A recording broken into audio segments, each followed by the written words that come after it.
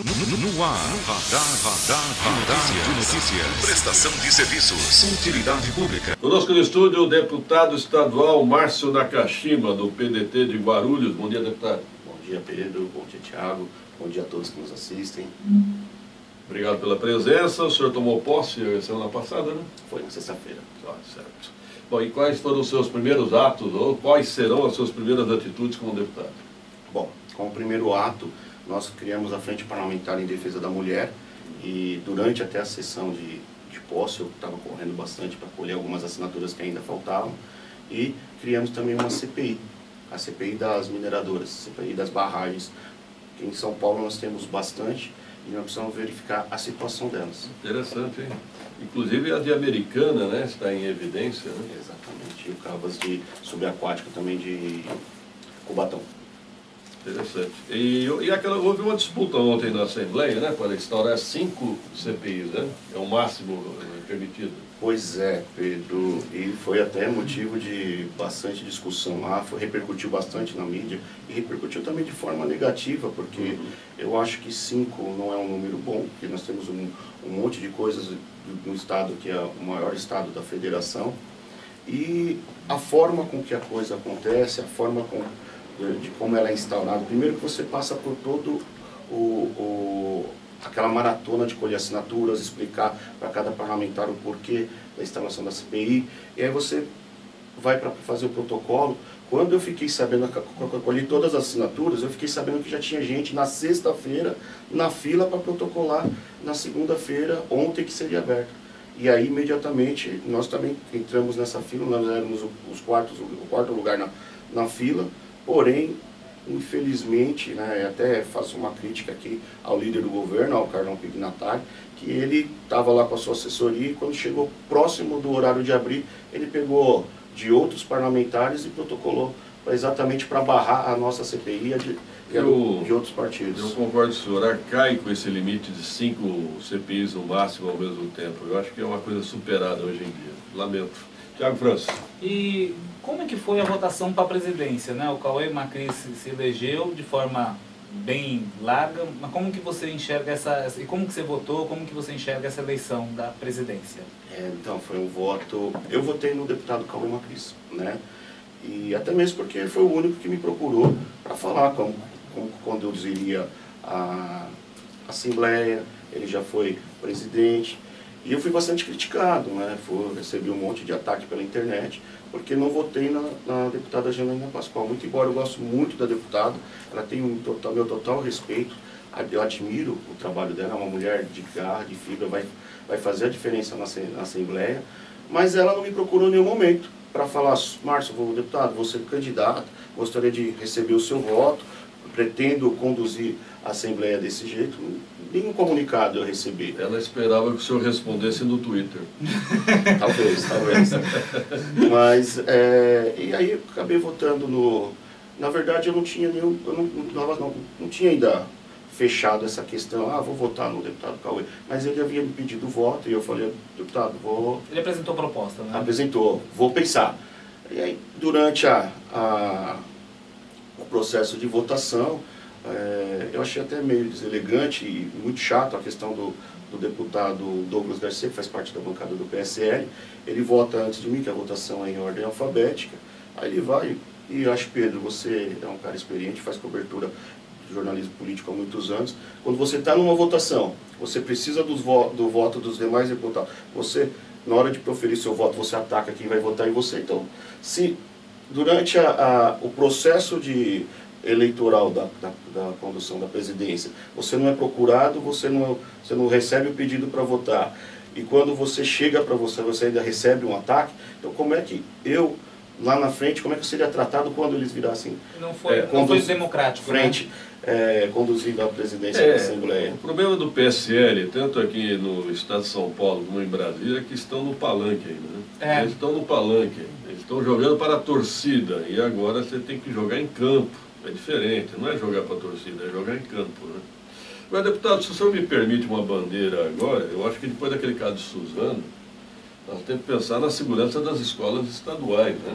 Sem dúvida. E nós tivemos aqui um caso, eu vi um caso recente ali da escola Cerqueira César, na Ponte Grande, portão escancarado. Isso é muito comum, deputado, infelizmente é isso. Qualquer um entra numa escola estadual. Verdade. Pedro, na verdade, você sabe que a nossa grande bandeira é essa questão da violência, a questão da segurança pública, e isso nós já havíamos detectado lá atrás. Infelizmente, quando acontece isso, acaba que todo mundo voltando os olhos para essa questão, mas nós já faz parte do nosso projeto, das nossas propostas, essa questão das escolas. Nós precisamos sim verificar não só a questão dessa violência, que foi o extremo, mas infelizmente está crescente o uso de droga entre alunos, traficantes na porta de escolas, e nós precisamos rever isso com urgência. É interessante que no Paraná, o governador Ratinho Júnior, né? Ratinho Júnior. Ele vai colocar um policial militar por escola. Era uma promessa de campanha e já está cumprindo. É uma ideia interessante, né? Sim. Pode falar, Tiago. Deputado, e como que você observa a questão da saúde? Obviamente que você é o deputado estadual, mas você é aqui da cidade de Guarulhos. E como que você está observando a questão da saúde aqui em Guarulhos e no geral? E nós temos 2 hospitais estaduais, né? O Padre Bento e o Geraldo Secap. Bom, até antes a gente assumiu, eu já havia recebido inúmeras reclamações.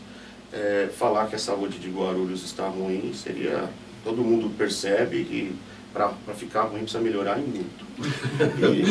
Infelizmente. Até na semana passada, eu estava assistindo seu programa, Pedro, você falou da questão do buco maxilar. Né? Então, nós vamos também estar marcando uma audiência para conversar com o secretário estadual de saúde para ver o que está acontecendo aqui em Guarulhos. Mas a saúde de Guarulhos está precária. Muito ruim, muita reclamação. Nós precisamos verificar uma série de coisas em relação a isso. Agora, deputado, como é que está a sua relação com o prefeito Guti? Minha relação com ele é ele prefeito lá e eu agora deputado aqui. Né? Não tem nenhum tipo de relação. Né? Mas faço votos para que ele melhore aí, que recupere, porque a sociedade guarulhense não pode sofrer. A cidade, infelizmente, está muito abandonada. Mas em nenhum momento ele o procurou? Ele, quando tive o resultado nas urnas de que havia sido eleito, ele me ligou, me parabenizou. E depois eu pedi fui procurado por algumas pessoas na questão da feira lá da Paulo Facini. Eu pedi uma audiência com ele até marcou, mas depois ele acabou desmarcando e eu fui atendido pelo secretário. Petro? Não, o Taia. Jorge Taia. O senhor foi ver a questão da Tapajós, é isso? Isso. Tá certo. E o que foi verificado lá? Há um projeto mesmo? Não, parece que está tudo certo para a construção do Boulevard. Mas, e assim, os feirantes que lá ocupam, eles não são contra o Boulevard.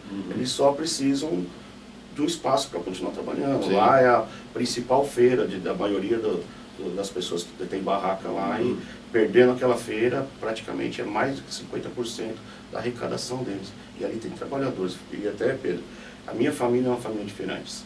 Então, eu sei como é difícil a vida do feirante. Às 3 horas já está carregando o caminhão, já está indo para a rua, e 3 horas do outro dia está retornando para casa. É uma vida difícil. E isso é de terça a domingo, todos os dias, faça chuva, faça sol. Então é uma luta que eu tenho. E a relação com o governador João Dória? Como que está? Você já disse que você não é oposição, mas também não é a situação, que você vai conversar para melhorar a cidade de Guarulhos. Como está a situação com o governador João Dória? Olha, Thiago, essa questão de situação, oposição, eu fui eleito para trabalhar pela sociedade. Né?